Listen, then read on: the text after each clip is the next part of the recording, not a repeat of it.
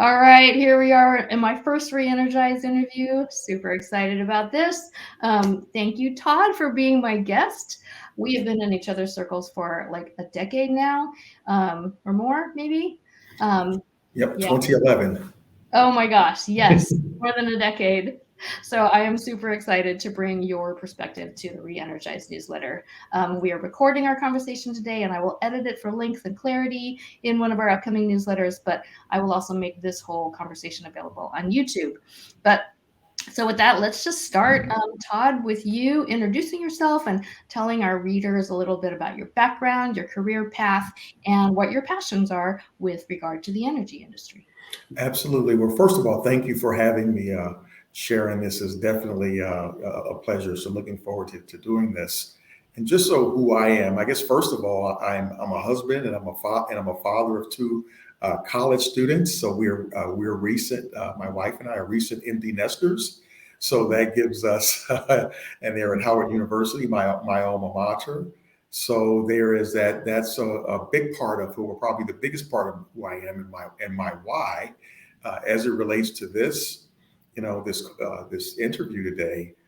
Have a background in IT, so have been going back to the '80s. I was a software developer in the early days before the internet.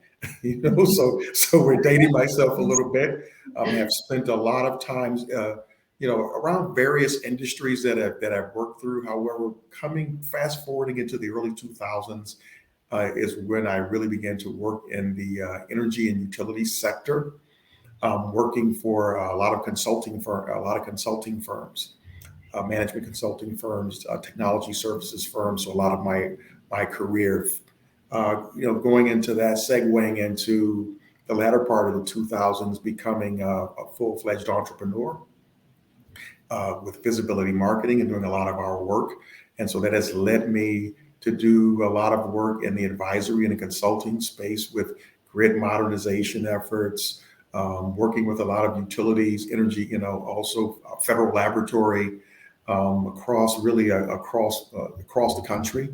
This work has taken me, Yeah. and so a lot of the earlier smart, if you think about smart meter deployment, smart grid, work when we first met, Mhm. there was a lot of that work was really being kicked off, and so a lot of mine in coming forward to the customer engagement work, as well in the advisory space. And fast forward today, my work is really heavily focused on business strategy, as well as how a sort of go-to-market strategy, particularly with renewables and utilities decarbonizing their business. Areas of focus being heavily energy storage right now, a lot of energy storage, wind, solar, microgrids, and also fleet electrification, so electric vehicles. So utilities integrating all this, whether it be through pilots, research and development, and then really since October or so, now really involved with trying to help utilities get some of these grant dollars from the Inflation Reduction Act and some of the money that's coming down the pike. And so literally I've been helping with writing grant proposals and advising in that area now. I feel like we started, or when I first got to know you, we were sort of doing the same thing when there was all this money coming out with ERA funding, and there Hmm. was like all this money for Yes. metering, and everybody's like, "Oh, this is going to change the grid." And now we're in this other pivotal moment where everybody's like, "This is really going to change the grid. It's Yeah. going to happen now." Yeah, it is. And what I'm seeing though, and the big difference though, Sharon, in that space, is that now you have a lot of private equity, venture capital for Yeah. startups in the Mm. space. You have utilities and also organizations deploying utility scale renewable energy solutions. A lot of corporate um, capital deployment, as well as governments from around the world who are so trillions of dollars. So we've reached the tipping point, Mhm. where now it's a real thing in terms of our energy transition because the capital is being deployed, but it's not just the money, it's the social will and the political will is driving the political will. People are, I mean, I remember when people used to be called tree huggers and it was a joke. Yeah. You know what I mean? Yeah. So now it's if you're not an environmental steward, something's wrong with you. Mhm.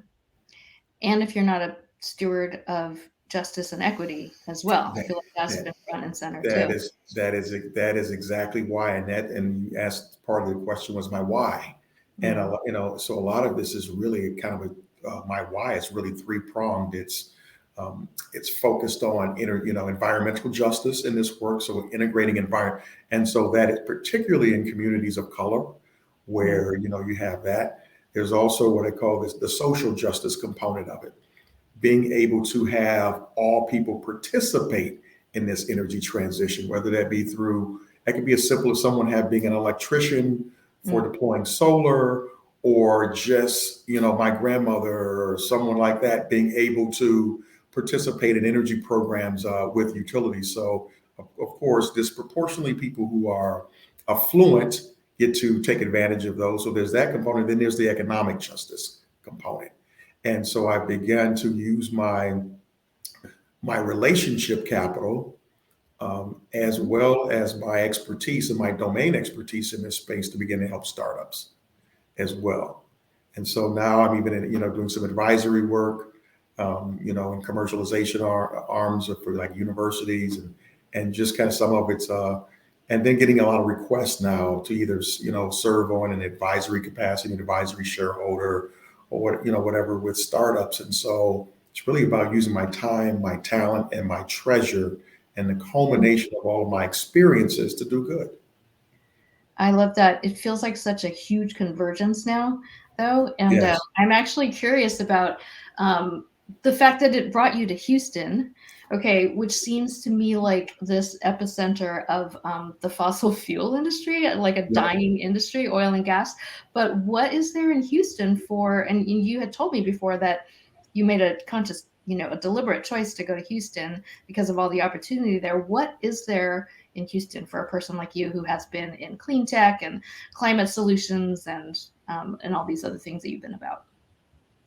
And that's an excellent question, because actually, I was actually very skeptical that an oil and gas town would be a leader in the energy transition. Hmm. So literally, in 2021, we were still in the pandemic. We were opening up a little bit. I moved here actually. Tomorrow will make is 1 year's anniversary of being in Houston. Congrats. Yes, so we're literally, it'll be 1 year tomorrow. And last in 2021, started coming down, and there was events. I had an invest, there were angel investor, um, events in the clean tech space I was invited to. There were just things within the ecosystem, pitch events, things of that nature, where I started coming down, and then I started meeting people in the ecosystem, in academia and venture capital, startups, corporate venture, kind of all, or utilities, nonprofit. And what I literally did, I talked to those people and I interviewed them. So I was very intentional about getting perspectives that were diverse across industry sectors. I talked to everyone from young women, maybe a young Latina, to maybe an older, Asian person. I mean, literally, I just got the gamut of people, and to get their take on this, and said, is it real? Hmm. And I was, and I started saying things that to me it felt real. And to when I say felt real, meaning that Houston was turning the corner. One thing that Houston has as well is there's a lot of civic and business collaboration that has taken place as well with the chamber. You kind of see it, with in the corporate space, academia, the innovation districts, the accelerators, and you see this kind of gelling in a way that you don't see in other places. The other reason for choosing Houston is I wanted to go somewhere where it was early stage, but there was a lot of, there was a lot of opportunity. So there was Hmm. a tremendous upside in terms of funding for startups. So Hmm. meaning somewhere like Silicon Valley was a little too mature to penetrate for Hmm. someone who hasn't been in that space, as an example, or in New York. And this seemed to be a good place where it's early enough where you can come in and make your mark. My domain expertise, I can see has been very welcome in the space. There's a lot of capital. here, in Houston. There's a lot of corporate, a huge corporate presence, very business friendly. And the other thing, culturally, I wanted to be somewhere where it's very diverse, racially, culturally, religion, all of those things. And depending upon what which study you look at, Houston ranks anywhere between in the top 5 to being the most diverse city in the country. Wow. Yes. And so that's another thing that surprises a lot of people, but you do feel it, you see it. I believe it's about 25% immigrants in the city. There's a lot of transplants. So that creates an energy. I guess pun intended. Yeah. So creates an energy as well that is welcoming. And then being a Black man in the place, there's also I found a lot of Black people, Black entrepreneurs, very people who are just progressive, entrepreneurial, very forward thinking. That was also important. And so I found this has become a destination as well for Black people who are like this. So the culmination of all of those things said, you know what, Houston is probably a good place to be in and to do this work. You've definitely convinced me of, you've gotten me out of my prior bias, and forgive me. I mean, this is why we have courageous conversations, right? I had all these biases about Houston not being at all a diverse place. I think it's because the voices that we hear coming out of Houston are more the old guard and the establishment, and just like what we've always known Houston to be. I'm just wondering, so you've kind of convinced me that there is all this diversity and innovation happening in Houston, but I'm wondering, how is that actually bubbling up? Is there a place for us to get to really make this transition from very, very long held values of fossil fuel industry, certain supremacy? Yeah. And that's another very good point. So even, I pointed all of those things out. And of course, whenever you have change, there's always those who are invested in maintaining the status quo. And so literally I have conversations with, as an example, venture capitalists will say, a lot of their funding is coming from the younger VCs, so to speak, are the ones who are who are really about carbon avoidance, carbon reduction. And, quite frankly, and there's an old guard of, kind of C-suite people within the oil and gas industry who have been the power brokers, and politically for probably years or decades. And they are, and they're still, and in some instances, you're hearing people say they're still trying to hold on. However, there is also this realization that the gravy train is over. It may not be immediate, because yes, oil and gas companies you're looking at their profits today, and you're saying, well, are we going through an energy transition really? And the answer is yes. In the interim, a transition is going to take, a long time. It may take, 20 years, whatever it may take for us to, and we're not going to, move off of fossil fuel for overnight. But the fact is that we have turned the corner, and there is enough momentum coming from newer voices, younger people, capital coming from other places to say that, yes, this is happening. You also alluded to, even one of the things I get is, wow, Texas, and people will go, oh, the political climate, and so depending upon where you fall, some people who are more liberal, I lean more liberal politically. And so I'll get people who say, oh my God, is that, how can that, what is it like? So they have, and my take as a newcomer and looking at it is that it is the voices who have the most political influence, meaning the deepest pockets to fund campaigns and all of that, lean right. More so in this state than many other states. And so their voice, they're speaking with a bullhorn, even though it's still one person, so to speak. So you're kind of getting a louder voice that's echoing outside that gives the indication that, it's something different than what it is. And then there's also, it's different in the cities versus outside of it. You can feel it. You don't feel the staunch, some of the staunch political far right wing kind of, Like agendas that you would feel in a Houston or maybe in Austin, even especially, which has always been for a long time a liberal city. So it depends upon, kind of where you are in the state. The demographics have shifted, are shifting as well. I think I was reading something where 95% of the population growth within this area since the last census from 2010 to 2020 has been Black, Latino, and Asian. Interesting.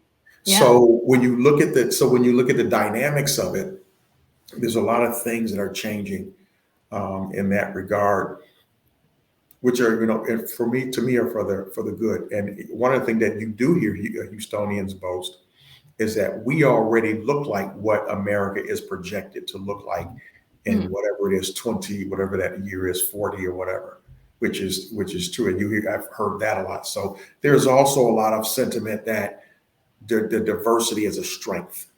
So you see both sides. I think one side is really weighing out more, for sure. And the other thing I will say in the business community, it is interesting. I'm often the only one in the circles that I am, the only Black man, sometimes the only person of color often, and which is not new. However, here I am able to navigate those circles in ways. There tends to be a reception. People are more kind of receptive to you in the business world in many ways, particularly if you can create some sort of mutual value. If you can help people make money, kind of mentality. There's a sort of a pro-business kind of a climate that does, and there's enough of that makes it a good place as well.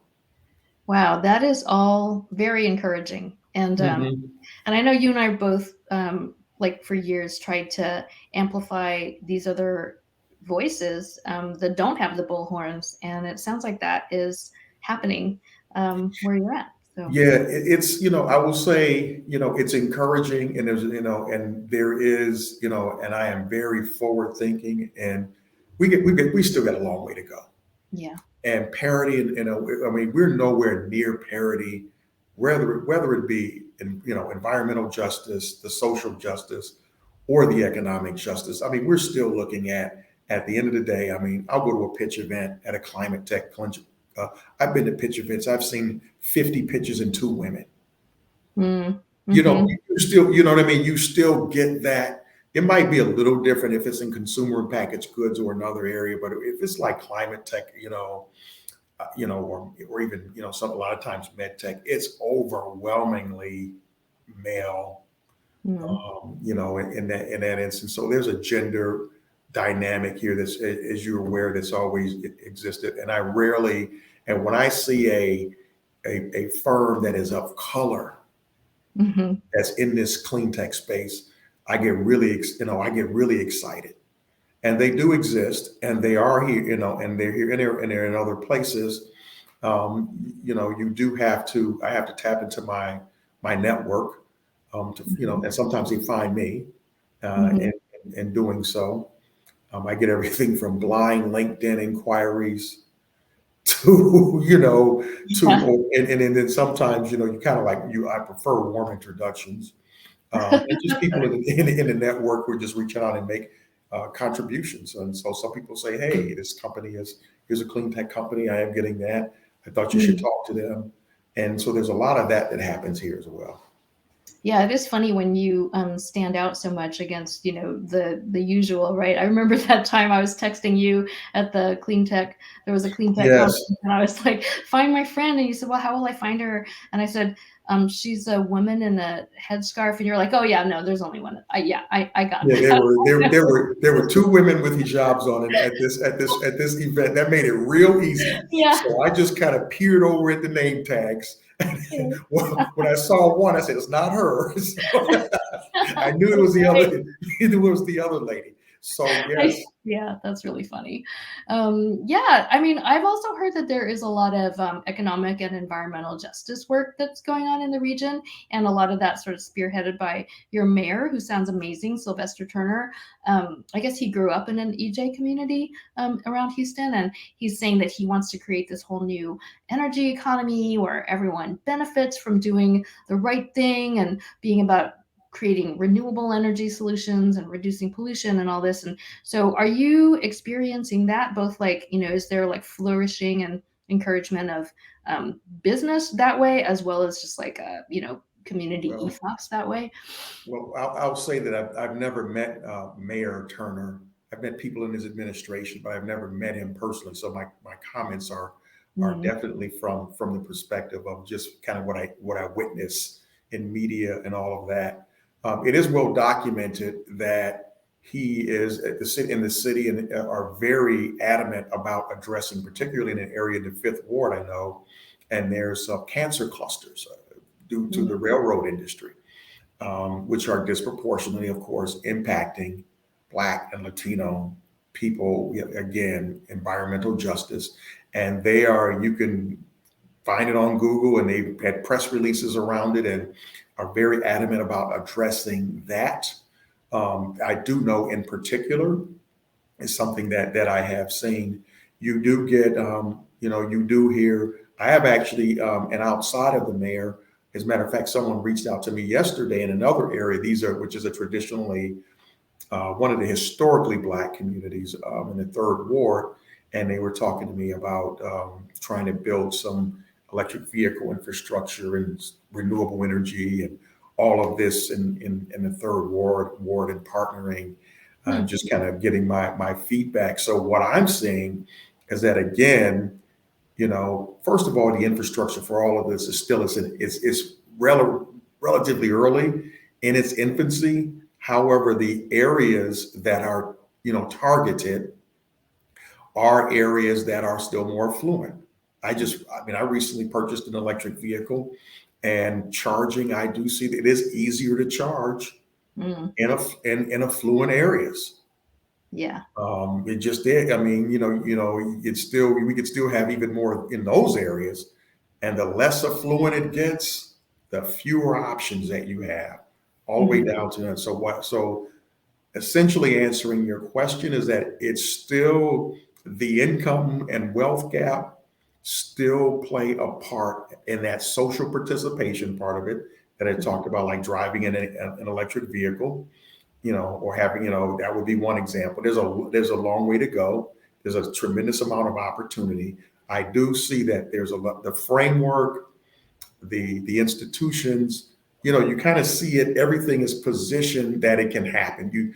There's enough for hope Mhm. in that, and because there are so many, there is at least enough of a critical mass of people who are also are of color that are committed to solving these problems. Still not enough, but enough that you feel like, you know what, we got enough for it to have some momentum. That's great. Yeah, I love hearing your stories because I live in this little San Francisco bubble, and so Yeah. you always expand my world so much. Yeah. Um, yeah, and you've been getting involved with like Houston clean tech innovations, that whole startup ecosystem, and what are you seeing there? Just talk to me a little bit about that entrepreneurial scene. Well, one of the things, which was one of the things is that was good. When I first came here, I was asked to sit on a panel for it was the Houston Renewable Energy Group, Hmm. and there was an affinity group for people in the in this space, and it actually was kind of a launching pad.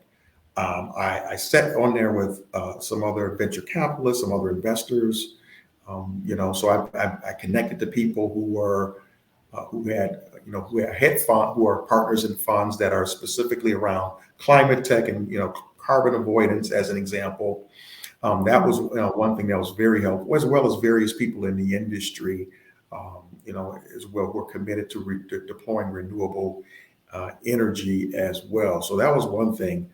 The second thing that I've done is I have a space and I sit in where there's an area I'm currently sitting in is called the Cannon, which is a one of these co-working spaces. It's a lot of startups. There are some, there's a little bit of climate tech here, but it's a little bit of it's very diverse across industry sectors. So I come here for the collaboration. I'm always running into to someone, and it does help me to meet people. It also helps with in terms of facilitating deal flow for investors, also to learn. I mean, there as an example, I've talked to companies and they might be deploying energy storage solution. And then I get to take that insight and go back to a utility client with some of the insight, or some of the very vendors that I meet are under consideration for pilots for my clients who are utilities. So it's really interesting and being in a place like Houston. And then there's another area called the ION district, ION, which is an innovation district. And there's Greentown Labs, which is an accelerator, clean tech accelerator within that district. There's the ION itself, which is another co-working space, whereas I have another spot within there, and the ION and the Green Tech are like across the street from each other, one block over. And in that space, I've met, people who are also in the clean founders, they're VCs, there are other founders, and those are people who I've built relationships with that have led to, kind of tangible connections to either to the investment community, as well as the founder community within clean tech. So out of that, I'm either making introductions, or others are making introductions for me, or you're just kind of having an exchange that kind of happens organically. And so part of this district is also there's Rice University, which is the university is also have an innovation and technology, innovation hub within it where it also has startups and all of that. So they're like the big institutional anchors of part of this district. And then there's also the local government support and all of that. So the ION is like that district is the one that's really the one that has where the business and the civic collaboration. And then there's the big tech is in there, like Microsoft and some of those other oil and gas companies have a presence there. So I say that there's a level of collaboration that's early and happening in those spaces that's positive.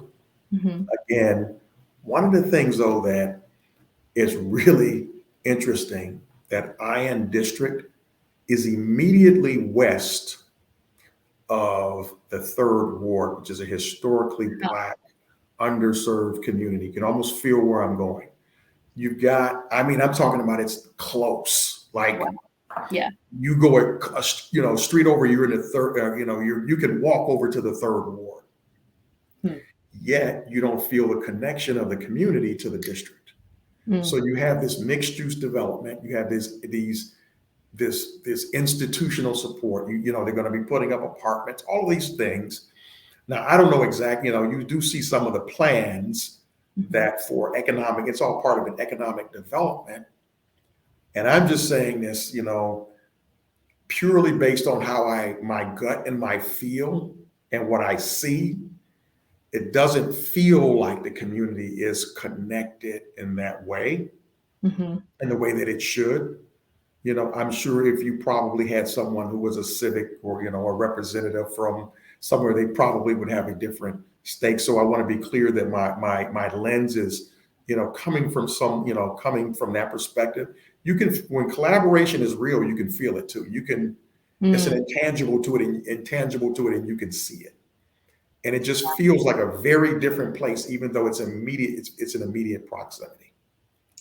That is so interesting. I know what you mean about that feeling too. There's like a genuineness, or there's a sense that there's relationship there, as opposed to like these silos that might just be next to each other. But interesting. I had a question about that. I'm just thinking about how to phrase it. This ecosystem is so like I was originally just had this rosy view of like this ecosystem is like Infrastructure or Inflation Reduction Act is like, and IIJA, they're putting out all of these incentives to have public-private partnerships, and they've explicitly done Justice 40, Yes. bake that into all this stuff. But like, then there's this reality of what you're saying, like relationships have to be formed between all these stakeholders, right? Not just like getting them, like checking the box of getting someone at the table, or like we got their opinion or something like that. But then like, how do you truly like get to that stage where you're like for each other, and like Yes. what your benefit benefits me and vice versa, right? And the reality of it is we also have to just be honest about people. We live in a racialized world, a country that we live in. People live in separate worlds. Mm-hmm. I've seen, data that says that the average white person, about 80% of white people, as an example, don't have a single Black person in their social network.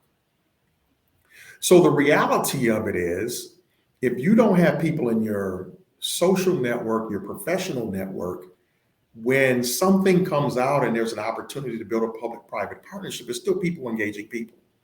Mm-hmm. And if you don't have anybody within your sphere that like, trust, have done business with before, it's really hard. So even though some of those things I pointed out exist, it's not that always that someone is explicitly being racist or explicitly being exclusionary. That's what systemic and institutional racism is. Right. It's not necessarily you doing anything, but these systemic factors are in place. However, where people are to be held accountable are to do things intentionally and as an individual to change it.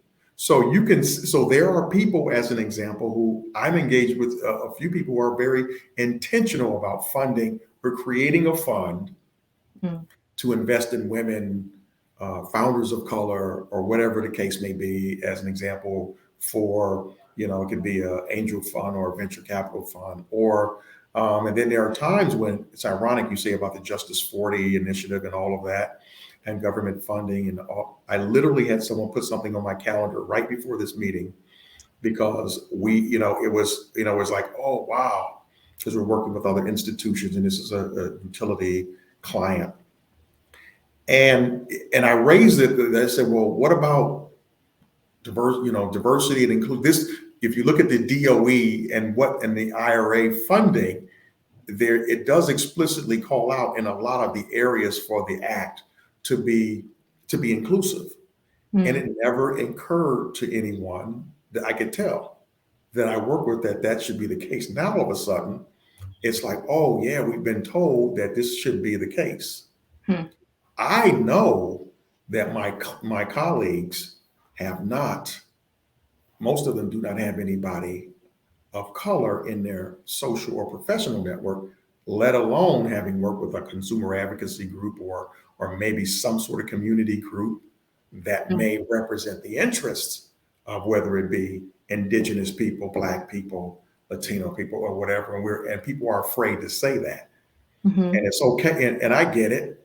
And if that is indeed the case, then let's do what we need to do to rectify that is my standpoint. And that's really what it fundamentally comes down to. Yeah, let's get out there and make more friends, Todd. Let's facilitate more friendships. Absolutely. I mean, one of the things that you and I connected. We originally connected on Twitter and some of these events. And it's funny, we were in the same circles, and then we were attending all of these conferences. So our relationship started out purely professional. And we started then sharing insights about our family, our experiences, and you have become a friend as a result of that. Yeah. And that's really about, and it's really our shared humanity. We've got a lot of parallels, in our life with our, family and spouse and children and all of that. Yep. Even though people might look at us and think that, oh, what do they have in common? Yeah. Well, I definitely had more in common with you than 60% of the white men in some of the rooms that we've been in. I'm going to say that out loud for this recording. Well, but you know what? But that's okay. The thing is that we have to be courageous enough to to even ask questions Yes. and to say I don't know. I've had people say to me, I've had a venture capitalist recently say to me, "We're hiring someone," and this was kind of in a research, in investor relations and research capacity. We would like to be diverse, but I don't know anyone. Yeah. However, we had developed enough trust and we're sitting and having coffee. And I told him, I said, you know what? There are two people that come to mind immediately in my mind based upon what you're looking for. I'll facilitate an introduction after this meeting. And he was very pleased with who I presented to him. And that's again a relationship capital, which is very important. And so I even had another venture capital VC asked me. He said, I mean, do you really believe that all of the, he was like, I see a lot of Black founders not getting funded. And do you really believe a lot of this is due to racism? And I said, well, the evidence is in the fact that if you have almost $70 trillion in private equity across the private equity asset classes, then, and it's all 99% of it goes to white men, what is that to? Does that mean that white men are 99%, smarter than everybody else? No, it's about, at the end of the day, people hoard resources and capital and relationships and all of that. And they stay also in places, and people move in places where they're comfortable. It's easier to say, I'm going to call the same people. Yeah. So one of the things I like to do is say to people, hey, look, this is about, you want to be at the cap table for, with this company. You want to invest in this company. You're leaving money on the table. And so part of it is, this is, for me, this has become a mission. I didn't intend to do this. I literally, when I say intend to do it, I was busy just with my company serving within the energy and utilities industry and working on deploying commercial scale, utility scale solutions and doing the business strategy and go-to-market strategy and enterprise change management and all of those things that go along with it. And being an advisor and happy. And at some point, it happened, I was getting a lot of calls from founders and people in the ecosystem saying they need help, either developing business. And I started seeing a lot of injustices up front. Sometimes things call you. And as someone said to me, even using the term ecosystem, in an ecosystem, all living organisms within the ecosystem have to be interdependent. Yes. And it's not even really an ecosystem if some of them are on the brink of death. Yes. So you have to help bring those, whether that be an infusion of capital, whether that be relationship capital, whether that be mentoring, whether that be advising, or just having people in spaces where they can learn. And it's really about having access. I'm passionate about this because I grew up in a housing project in Cleveland, Ohio.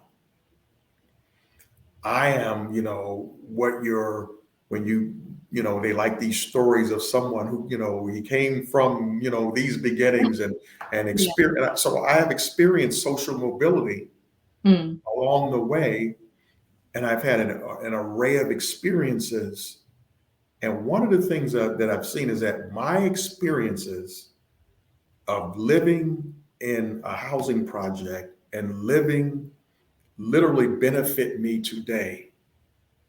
It's just part of the array of experiences that I've had that all kind of gel in a way that have made me, that enable me to use my time, my talent, and my treasure.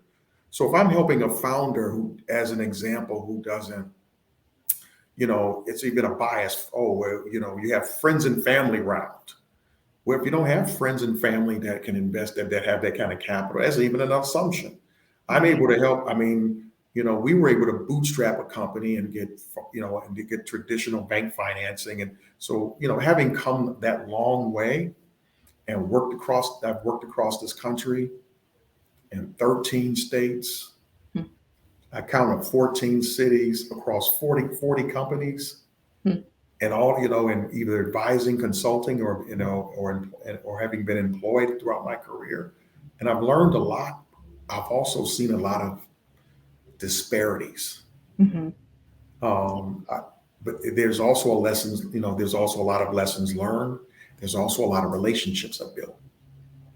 So I say at this stage of my life, it is now imperative that I use all of that, my breadth of experiences, because they're just that, to at least help somebody, convey something to someone, make an introduction and share. And at the end of the day, then we start building an ecosystem. If you can breathe life into someone else, that person may breathe life back into you. I love that. Mhm. I mean, I love that you weren't intending to be in this position, but there were other people who were purposeful and intentional and knew that they had some work to do before getting to that place of inclusion that they wanted to be at, and that they reached out to you. And then you were ready and responsive, and able to start helping them. I love that. So, Yeah. Yeah. yeah. I mean, well, thank you for that. And Sharon, I'm also learning. Hmm. Every time that's the one thing I love about and it's not only, it's in addition to learning, is one of the things I love doing is I love being a part of building things. And when I think about it, the best experiences that I've had in my career is when I've worked for a company that grew significantly, as a small company that grew. I've worked for conglomerate corporations as well, but those experiences weren't as rewarding from growing a company from, maybe 40 companies to a few hundred. Those were the most rewarding, or being a part of that experience, or being a part of helping a company, or where the company say, hey, we've never penetrated the energy and utility sector before.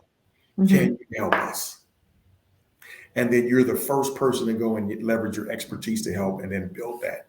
And then bringing that as an entrepreneur and being able to do the same things. And I say that, and the relationships. And so now as I listen to founders, as I listen to younger people, I'm thinking, wow, I love how they give themselves permission to raise money, Mm. to be disruptive, to say, I'm going to bet on myself. And sometimes they run out of money.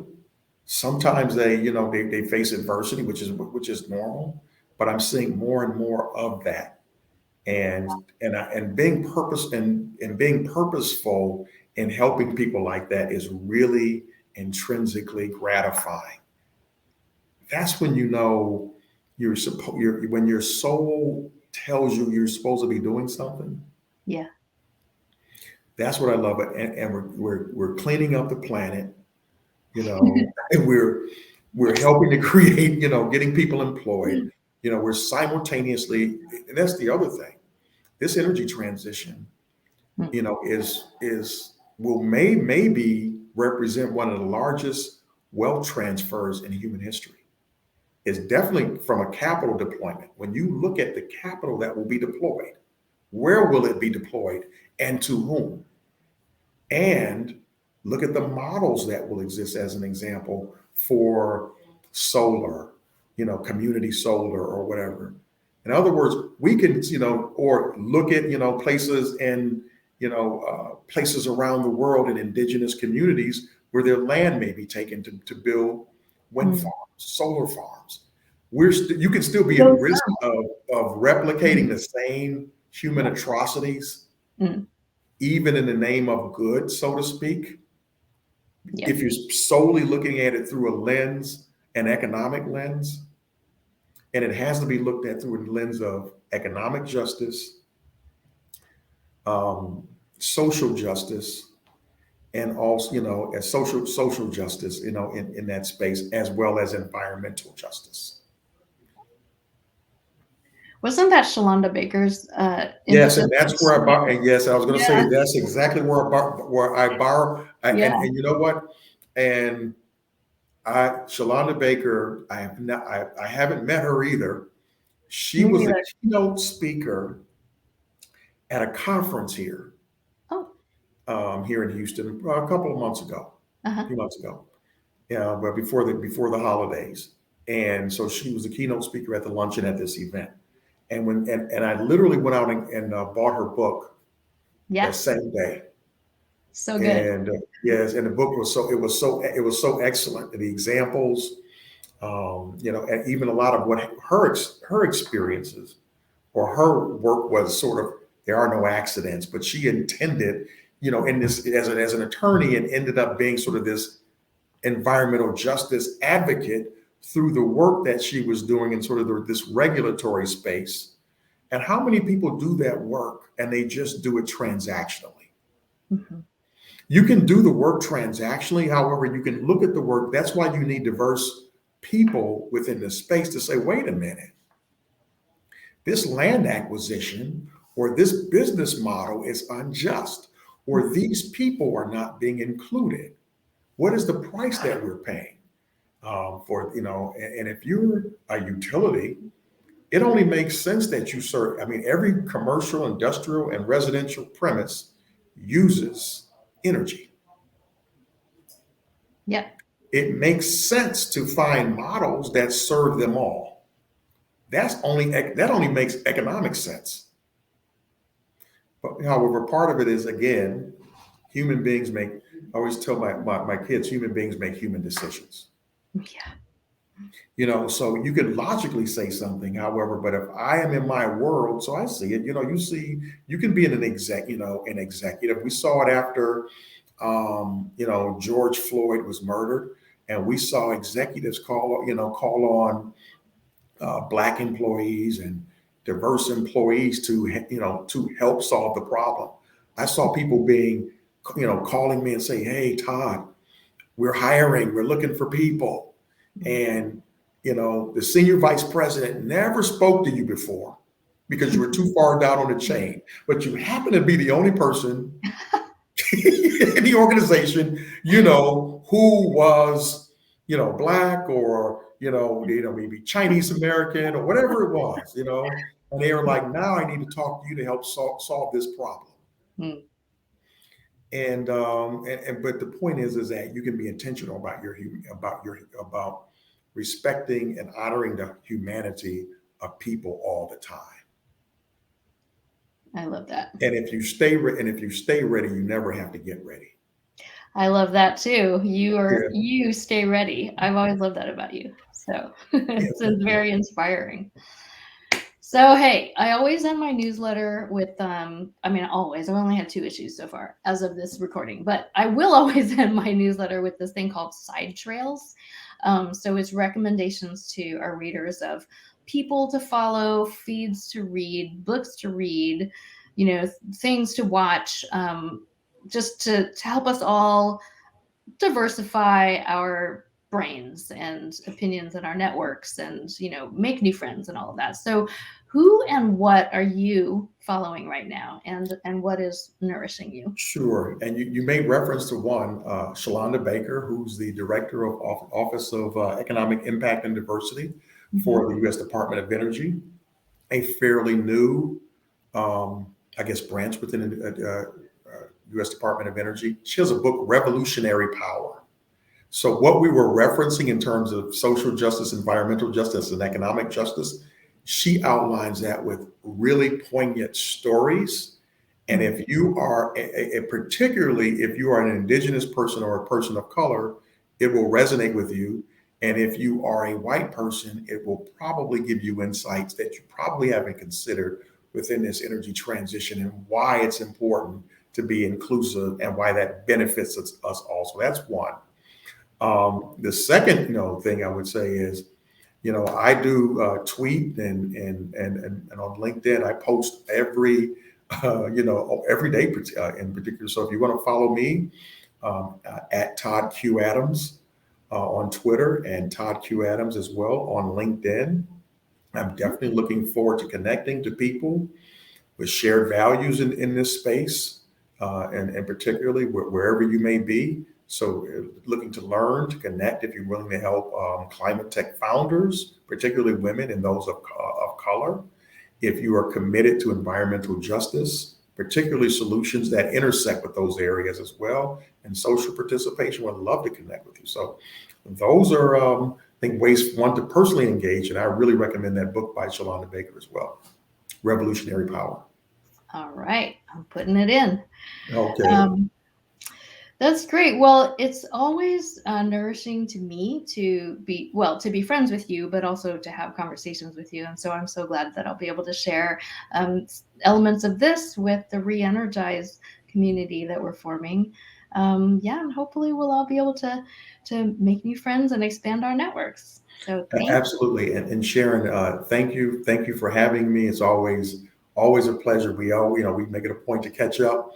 And it's always a good thing. So thank you, and best wishes to just you and your family, and also this ReEnergize. I'm really looking forward to following it as well. Awesome. I'm going to cue the outro, but then I'm going to talk to you after that. So Okay. Thank you.